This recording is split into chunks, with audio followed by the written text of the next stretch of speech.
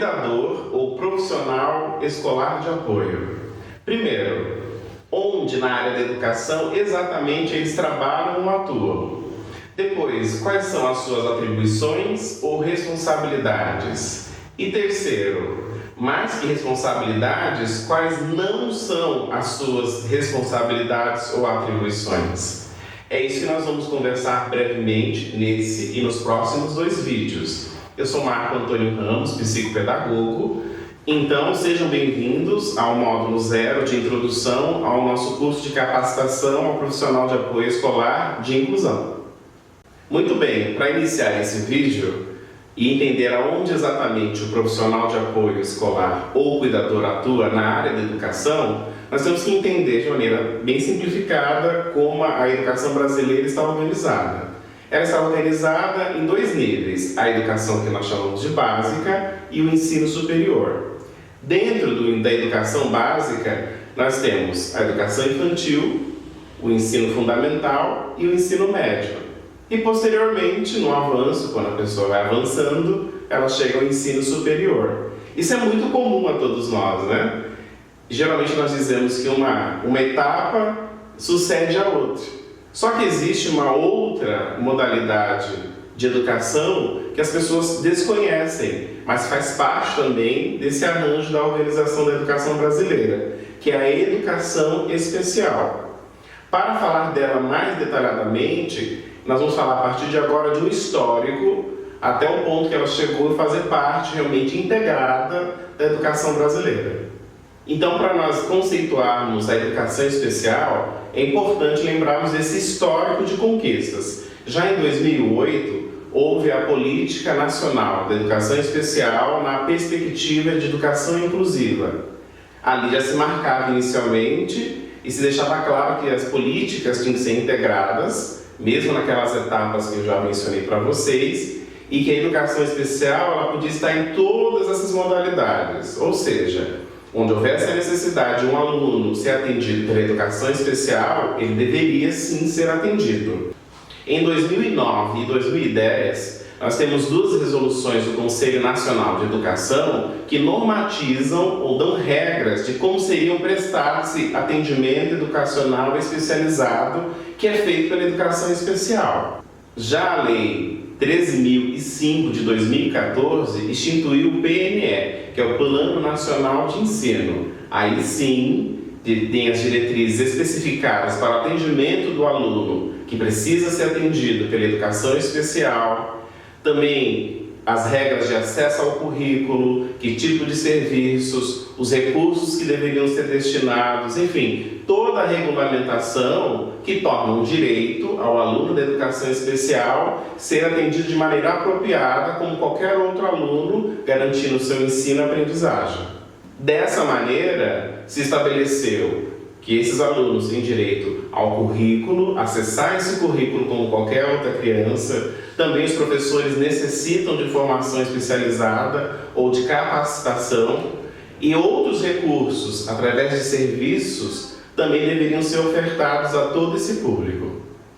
Desse modo, de maneira bem simples, a educação especial, na verdade, é composta pelos profissionais especializados a atender determinada demanda de um público que necessita de acesso ao currículo e garantir o seu aprendizado dessa maneira. Dessa maneira, a educação especial, ela invade todas aquelas etapas que nós já mencionamos. Se houver, então, um aluno lá na educação infantil ou na faculdade, na universidade, da mesma maneira ela deve ser atendida pela educação especial. Primeiro, com atendimento educacional especializado, realizado por esses profissionais, e também outros serviços que esse público necessita para que possa realmente ter um aprendizado de qualidade. Então, quem são os alunos que são atendidos pela educação especial, que nós comumente chamamos de público-alvo? São os alunos com deficiência. O que é deficiência? Deficiência é doença? Não, não é. Doença é uma condição temporária, que até muitas vezes pode ser curada. Então, deficiência é um impedimento permanente, que vai acompanhar essa pessoa durante toda a sua vida. É diferente, como já disse, de uma doença. Agora, que deficiências, quais são as deficiências que caracterizam o público-alvo que vai ser atendido? A mais conhecida, e a maioria das vezes nós encontramos, é a deficiência física. Um exemplo dela são os cadeirantes, os tetraplégicos, os que tiveram paralisia cerebral, por exemplo, ou que têm membros amputados.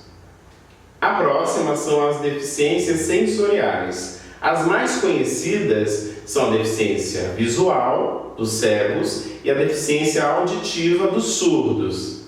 Preste atenção, não existe surdo mudo. Ele é apenas surdo, porque geralmente os surdos não têm nenhum impedimento que os faça ou impeça de emitir algum tipo de som. Então é errado se falar surdo mudo, apenas pessoa com deficiência auditiva ou surdo.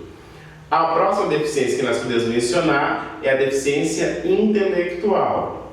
Ela tem algumas gradações, né? E nós podemos ter como exemplo de deficiência intelectual, por exemplo, a síndrome de Down, alguns aspectos também do transtorno do espectro autista, são exemplos de deficiência intelectual. Detalhe de novo, não se fala deficiente mental, né? É muito preconceituoso e não é visto de bom tom pelas próprias pessoas que têm a deficiência intelectual. E a outra deficiência é a deficiência múltipla. Como o próprio nome já induz a nossa reflexão, pelo menos deve existir duas ou mais deficiências juntas. Geralmente é a deficiência intelectual com mais alguma outra deficiência que caracteriza a deficiência múltipla. E agora vamos falar só um pouquinho mais especificamente do TEA, transtorno do espectro autista. O espectro nos faz lembrar as cores, né? A gradação de cores, quer dizer, de uma tonalidade mais clara até uma tonalidade mais escura. É dessa maneira hoje que nós nomeamos as pessoas que têm este transtorno.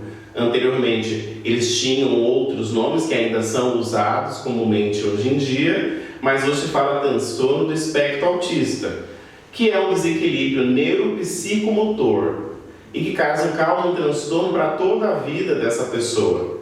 Elas também, assim, são classificadas que têm um transtorno global do desenvolvimento e são bastante comprometidas. Então, se pensarmos, só para retomarmos das deficiências, temos a deficiência física, a deficiência visual, a deficiência auditiva, a deficiência intelectual, a deficiência múltipla e também dentro disso aí nós falamos um pouco do transtorno do espectro autista. Então agora vamos fazer um exercício e tentar transformar em imagem o conceito de educação especial. Então vamos pensar na educação especial como um ponto de partida ou como uma semente. E ela tem um percurso até ela se tornar como se deseja no Brasil, e a lei assegura isso, de uma perspectiva inclusiva. Se realmente a educação especial é efetivada como direito ao aluno, ele vai primeiro conseguir acesso à educação. Realmente é um meio muito importante para que a pessoa possa aprender, primeiro a conseguir chegar ou estar presente no lugar onde se realiza esse processo de ensino-aprendizagem. Ela precisa ter também permanência. Ela, além de acessar, ela precisa permanecer ali para que possa garantir, em consequência, o terceiro aspecto, que é o seu aprendizado.